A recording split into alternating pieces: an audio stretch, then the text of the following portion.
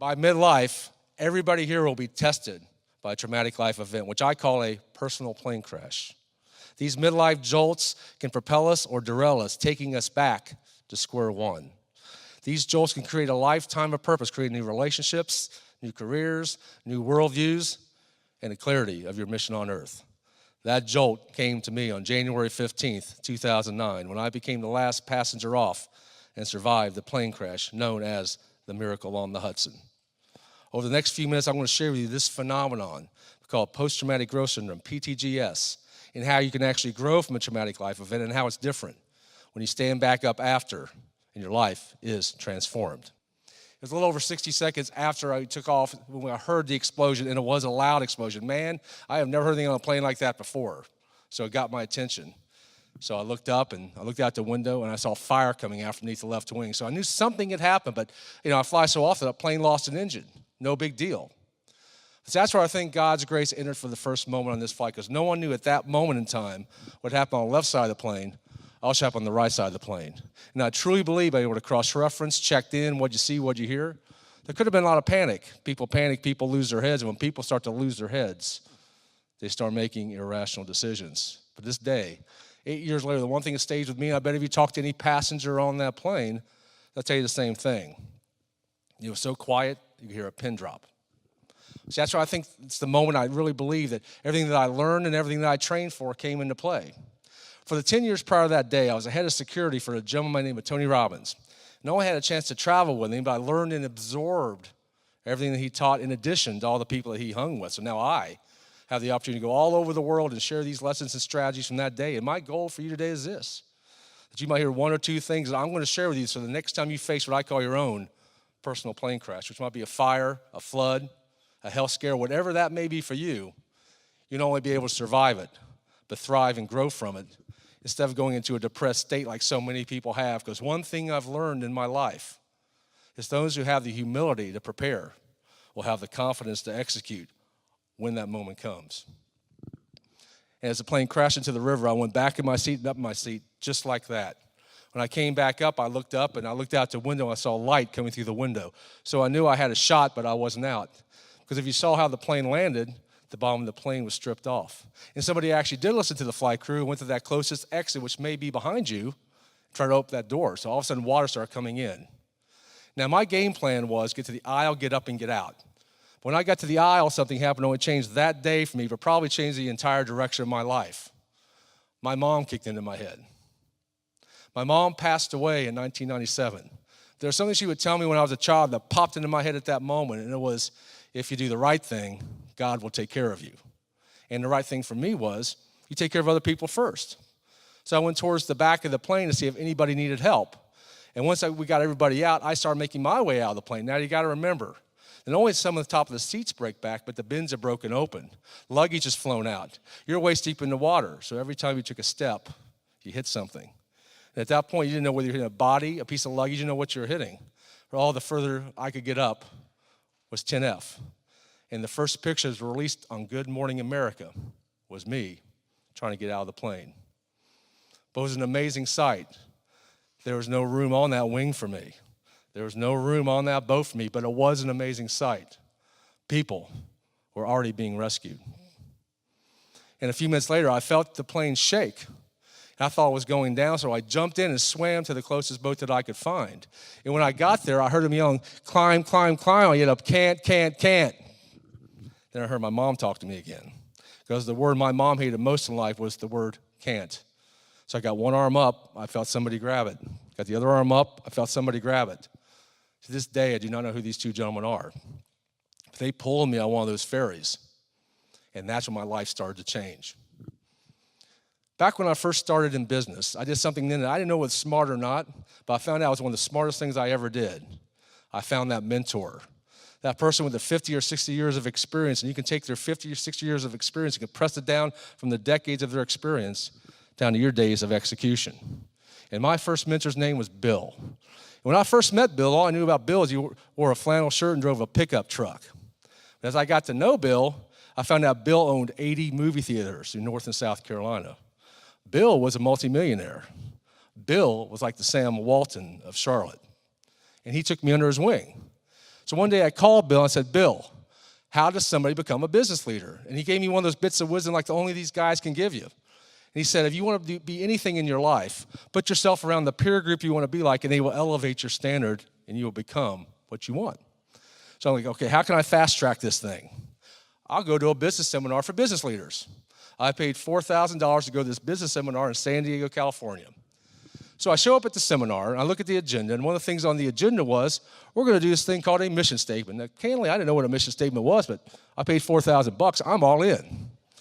So we get to that day. It was October 4th, 1994, and I write this.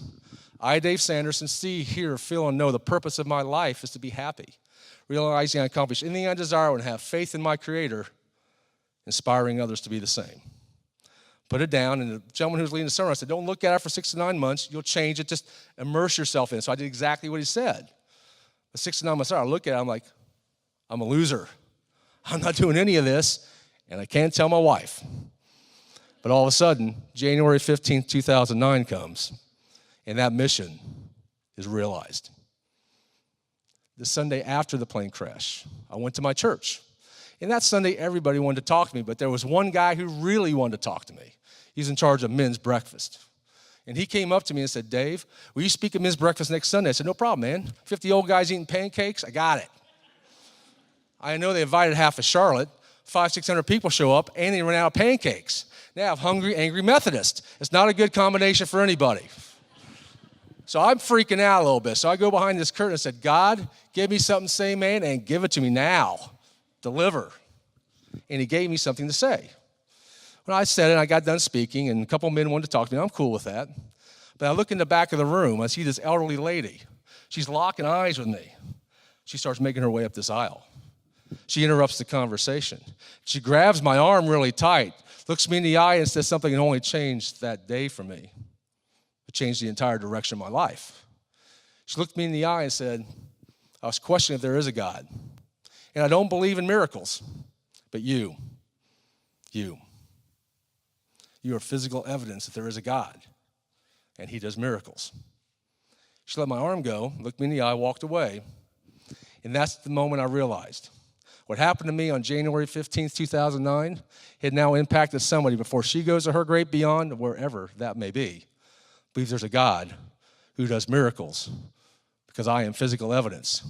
And that was the moment that spurred me not to only go around and speak around the world, but see how I could help other people who've been through a traumatic experience like I have. See, I've had the honor and privilege of going to places like Fort Hood in Texas. I've been to Oklahoma after the tornadoes. I went to the eastern shore of North Carolina after Superstorm Sandy. And I get a chance to talk to people. And one thing I find out is this. People who've gone through a traumatic experience like that often go into a depressed state. But I didn't. People kept telling me that I was going to have depression. People kept telling me that I was going to need therapy. But I didn't. I kept saying, what's the difference between me and them? I started putting the pieces of the puzzle together and figuring out how I could help other people who've been through a traumatic life experience. So a couple years ago, AARP magazine called me and wanted to interview me. Now, candidly, I don't know why they want to interview me. I knew nothing about AARP, and I thought I was too young for it anyway. But it became very apparent very quickly why they wanted to talk to me. They wanted to talk to me about the strategies I used to grow from this traumatic life experience instead of going into a depressed state. See, they found out that I had helped the American Red Cross raise over $8 million over the last couple of years, and they want to understand the strategies I used on how I did it. So I agreed to do the interview. And they shared a term with me called PTGS, post-traumatic growth syndrome. And it's about how does somebody grow out of one of these experiences instead of going into a depressed state. Because one of the things I've realized in my life is depression is a state. Depression is a state just like joy or happiness or hope. Depression is a state, and any state can be changed. So you can be happy one moment and sad the next, and you can change it just like that by doing one of three things. The first way is through your physiology, the way you move your body. See, once the way you move your body, you get up, you change the endorphins and the way they react in your body, and all of a sudden you've changed your state. The second way is through your internal dialogue or the questions you ask yourself. And that's how I managed my state that day as the plane was crashing into the Hudson River. I asked myself different questions. And the third way is what you focus on. And that's how Captain Sullenberger managed his state as he was getting the plane in the Hudson River. See, most people focus on, why did this happen to me? They focus on disempowering things, so they say it so often in their brain, they dig themselves so deep, they can't get themselves out. See, the question I kept asking myself was, how can I add even more value and enjoy the process? And enjoying the process was probably the most important part of that. See, you can add value all day long, but if you're not enjoying the process, you're not growing. How many people do you know who go to work every day that hate their jobs? It's because they're not enjoying the process. They're not growing. So I learned that you can actually grow from a traumatic experience, just like you can go into a depressed state. The second thing I realized is something that Tony Robbins taught me and teaches all of his audiences around the world, that the meaning you attach to something produces the emotion of your life. And meaning equals emotion. Meaning equals emotion, emotion equals life. You all should write this down or memorize this. This is the essence of the total power of meaning. Meaning produces the way you feel. Meaning informs your emotional state. You can build a ladder of positive and empowering meanings and effectively change the direction of your life. And it all starts by becoming conscious of the meanings you are constantly creating. This technique is called reframing. And it's the most powerful tool you can use to change the way you approach life. And that's what I call the halftime of your life. When you have to go back to square one to grow. Then you can create your own flight plan for your life. I work with an organization in Dallas called Halftime. It's about the second half of your life. And when your life has become so satiated, you're not growing, and what can you do to grow when all of a sudden you can't grow anymore? And all of a sudden you start learning and growing from your personal plane crash. And everybody in this room, listen to me, everybody in this room will have that personal plane crash.